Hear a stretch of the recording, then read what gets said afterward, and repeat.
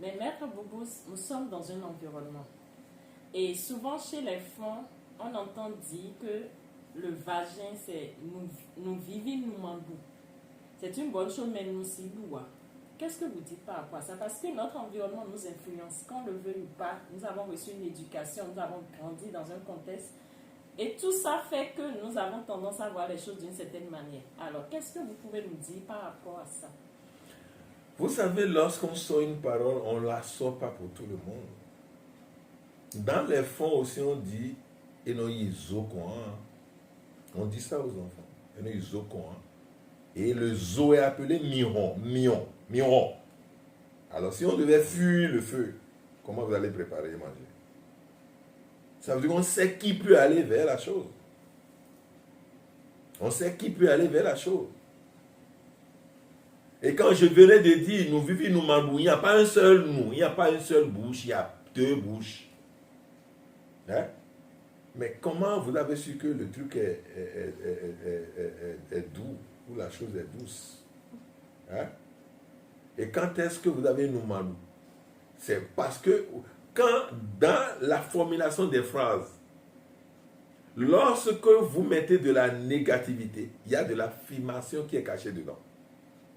Une phrase négative contient une affirmation. Je ne veux pas de l'argent. Cela sous-entend que je connais l'argent. Alors, si c'est nous vivons, nous mandou, ça veut dire que j'ai su un jour que quelque chose est doux. Et j'ai su aussi que j'avais envoyé ma bouche un jour.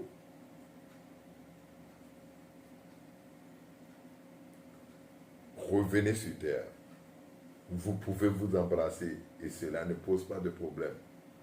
Les gens disent qu'il y a des choses dans le vagin, la glaise cervicale, et qu'on ne doit pas, la langue ne doit pas toucher. Mais votre langue devait toucher la salive de l'autre. Vous ne savez pas qu'il y a il y a un lien étroit entre la salive et la glaise cervicale? Hein? Évitez. Ce n'est pas parce que le fond dit nous vivons, nous mandou que c'est juste. Si vous n'êtes pas prêt à dire non à une partie de votre culture, vous ne pouvez pas avancer. Parce que même l'humanité continue son évolution. Je reviens. Je dis bien, l'humanité continue son évolution. C'est votre culture qui aurait atteint son apogée. Aucune culture du monde n'a jamais encore atteint son apogée. Aucune. Même les livres saints qu'on vous amène, ça veut dire que tout est dedans est vrai? Non. Tout dedans n'est pas vrai. Hein? Tout dedans n'est pas vrai.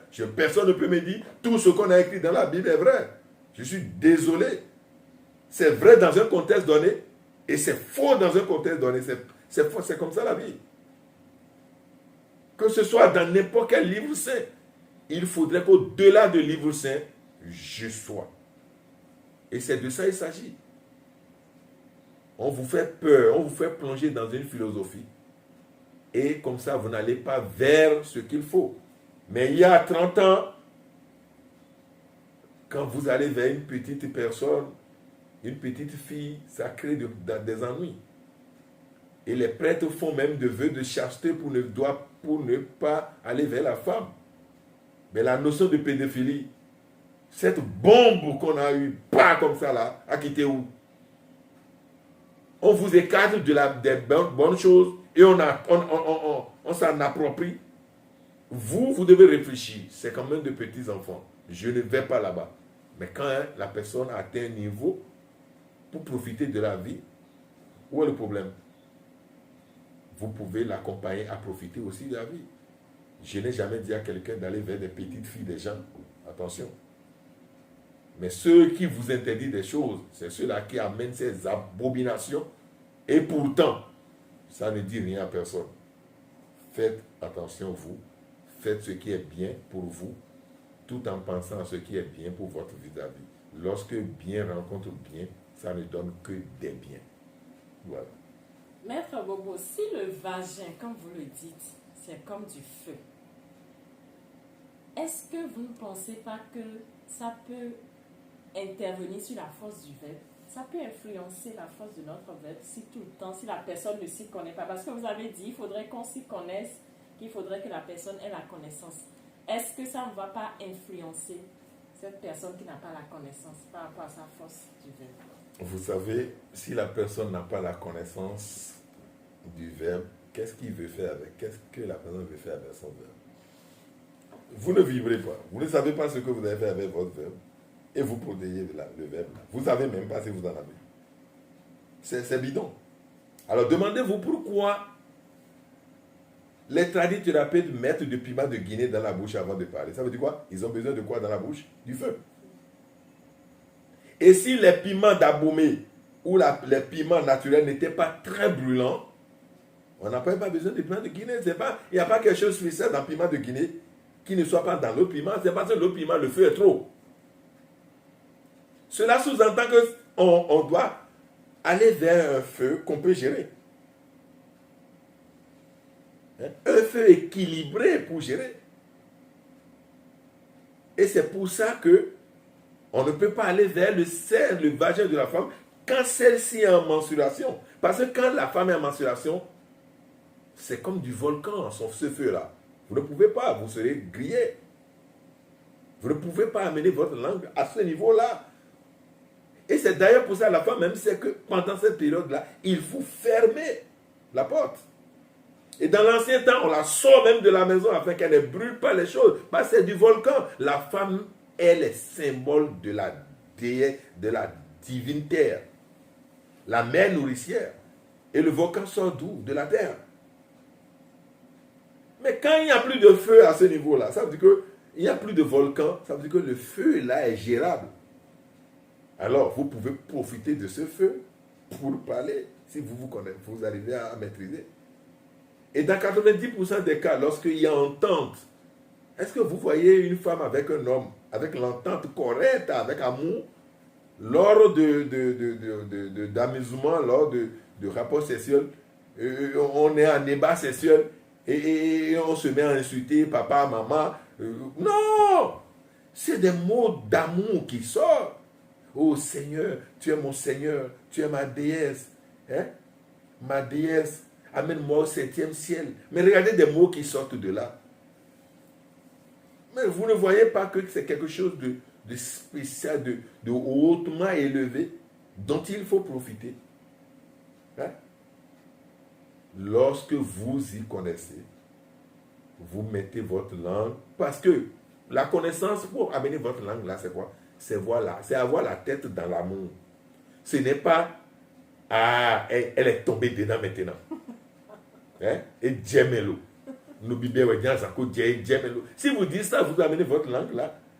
Mais il y a la loi de Minona qui est là, qui dit de vous embêter. Hein? Mais si dans votre tête, waouh, Dieu a exaucé ma prière. Elle m'a toujours plu, voilà. Elle vient de m'aimer, elle m'a déclaré ça. Et elle vient elle vient de m'appartenir. Je l'appartiens aussi. Alors là, nous faisons un. Il n'y a pas de problème. Donc, ne vous leurrez pas. Ne vous leurrez pas. Il n'y a pas meilleure chose que l'amour. Et le grand maître, le très grand maître Jésus-Christ dit, je vous amène un autre commandement qui est au-delà de tous les autres commandements. Aimez-vous les uns les autres. Et lorsque vous aimez un homme, comme on le dit, comme vous-même, quand il s'agit d'aimer une femme, n'oubliez pas que l'aimant n'attire que les pièces adéquates. Hein? L'aimant n'attire que les pièces adéquates. Je suis aimant. Et quand je suis à côté de ma femme, je l'attire. Non, je l'attire encore. Et je l'attire encore plus. Que dis-je? Je la serre. Je l'intériorise. Et j'arrête ma respiration afin qu'elle trouve suffisamment de place dans mon cœur. C'est de ça qu'il s'agit. Et si vous voulez plus savoir, allez vers le livre de Cantiques de Salomon. Vous verrez ce que cela voudra dire. Waouh!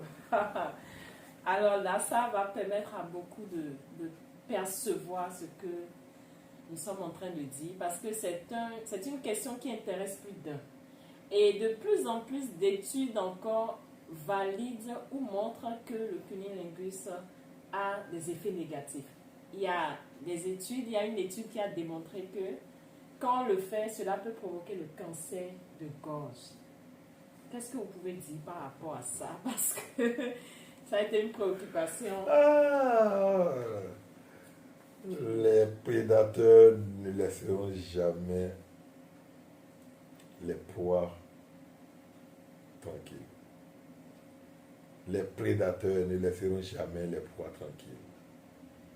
Vous restez 9 mois dans le ventre de votre mère, vous sortez par là. Vous avez échangé en tout. La glande cervicale était là. Vous profitez de ça. Vous prenez de son sang. Vous prenez de tout. Et vous n'êtes pas sorti avec un cancer de gorge. Oh, c'est quoi ça, ce problème-là? Maintenant, vous devenez grand, vous mettez votre tête. Vous donnez de l'amour. Je vous le dis en vérité, même si il devait avoir de cancer, même s'il y a une maladie bizarre et que par amour, vous mettez votre bouche là, pas avec amour, pas de l'amour égoïste, vous mettez votre bouche là et vous le faites, vous allez encore guérir la personne qui est malade. Vous ne connaissez pas le pouvoir de l'amour. Personne n'a fait cette étude-là. Que tous les chercheurs du monde qui ont fait cette étude-là viennent me voir. Pour un débat, on va voir. Vous avez quel cancer de gorge? Combien de personnes on en a vu? Envoyez-moi les noms de ceux qui ont des cancers de gorge, je vais voir. Non, ça c'est une imagination pour pouvoir attester ça, comment on appelle, sa vérité, pour montrer que sa vérité est juste. Aucune étude. D'ailleurs, s'il y avait une étude qui aurait montré quand on fait le cunnilingus, on a le cancer de gorge, je donne la raison à celui qui a fait. Mais il reste moi-même, je dois d'abord faire l'étude là avant d'accepter. Moi, j'accepte pour accepter. J'accepte parce que moi, je fais aussi mes recherches. Quand j'étais au CE2, mon maître a dit, si vous enlevez la patte de votre oreille et que vous mettez dans l'anus, vous mourrez. J'ai dit, mais quand même, et le corps, la patte de l'oreille et mon corps, tout est un. Comment la patte de l'oreille doit rentrer dans l'anus et tuer la personne? J'ai levé mon doigt, je suis sorti. Je suis allé enlever toute la patte de l'oreille là. Je suis allé mettre tout dans mon anus, mais je n'ai rien eu. Je n'ai rien eu parce que scientifiquement, à travers qui je suis, je ne sais pas comment une partie de moi devait me tuer. Une partie de moi qui rentre dans l'autre côté va me tuer. Ça, c'est de la superstition. Et les Blancs adorent que vous restiez dans cet état de choses. Et ces choses-là les profitent pour vous manipuler. Et vous-même, vous êtes accepté être manipulé. Non. Sortez de ce moule-là. Il est temps. Alors, Maître Bobos, vous avez parlé tout à l'heure des menstrues. Et vous avez dit que c'est comme un volcan. Est-ce que les menstrues de la femme ont une signification occulte? Tout ce qui existe, vous avez entendu, tout ce qui existe a une signification occulte. Il n'y a pas quelque chose dans ce monde qui n'a pas une signification occulte. Si je dis les menstrues constituent un volcan, ça veut dire que c'est de l'électricité. Et l'électricité, c'est quoi? C'est du feu. Et le feu, c'est quoi? C'est le purificateur par excellence. C'est pour cela les menstrues servent à purifier. Mais dans leur pouvoir de purification, elle peut rendre un bois, elle peut rendre le bois que vous avez en cendre. C'est du volcan. Jetez un bois sec dans le volcan. Vous n'allez même plus voir le bois. C'est de ça qu'il s'agit. Tout a une signification occulte. Ça dépend du connaisseur et comment le connaisseur devait l'utiliser. Imaginez un instant où une mère qui aurait connu une colère spéciale contre sa fille et qui dit, elle doit me dire ça, elle ne fera jamais d'enfant. Trouvez une couche seulement de cette mère. Lavez ça dans l'eau, que la fille lave ça dans l'eau, et en pleine nuit se lave avec l'eau là. Tous les sons envoyés par maman seront brisés. Alors, c'est une signification occulte. La maman pouvait aussi utiliser la même couche pour empêcher sa fille d'avoir d'enfant. Je ne dirai pas plus par rapport à ce niveau-là. Mais quand même, vous pouvez utiliser l'eau là pour vous laver. Et même la sorcellerie attaque votre enfant. Vous faites tout et vous savez vraiment que c'est la sorcellerie.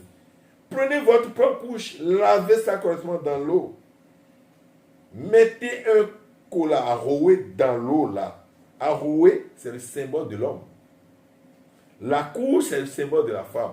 Je viens d'avoir les deux polarités. La base et l'acide, le champ acido-basique. C'est-à-dire le champ électromagnétique, qu'on appelle le champ du pouvoir.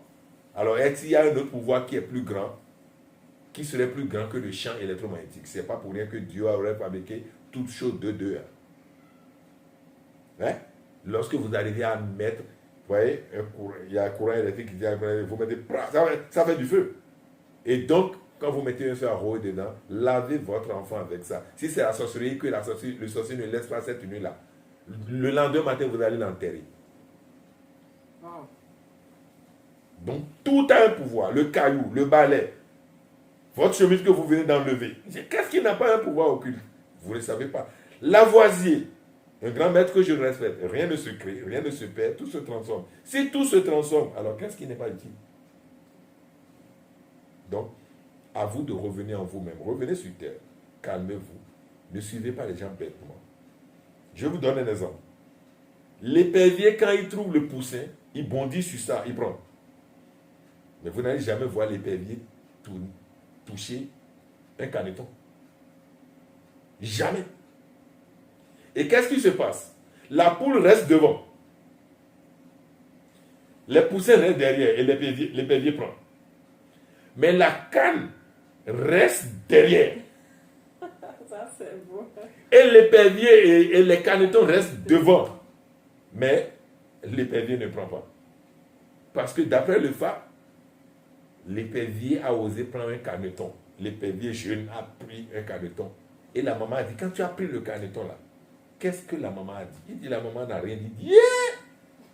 Si la maman n'a rien dit là, va vite déposer ça. Tu ne sais pas ce qu'il y a dans son cœur. Et rapidement, la maman est allée déposer. Mais un autre jour, la poule, l'épervier a pris un poussin. Et la poule a...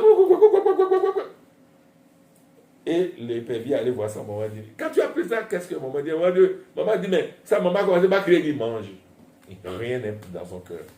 Et c'est d'ailleurs pour ça que quand les enfants, les poussins naissent, on prend de colorant et on passe sur le corps des poussins. Et les éperviers maintenant croient que c'est des canetons et ils ne prennent plus. Alors, la loi de la connaissance vient d'être utilisée. Oui. Puisque l'épervier ne prend pas de caneton, on utilise la coloration maintenant pour faire semblant que c'est un caneton lorsqu'il s'agit de poussins. Et l'épervier ne prend plus. Vous voyez?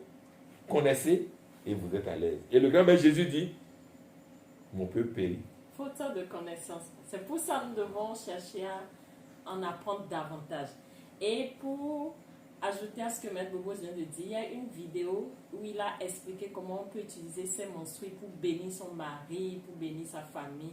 Pour ceux qui n'ont pas vu, ils peuvent aller, c'est sur la chaîne TikTok où on va mettre le lien en bas. Et ils peuvent aller regarder la parole, qu'est-ce qu'on peut dire avec ses menstrues pour bénir sa famille et attirer à soi ce qu'on veut.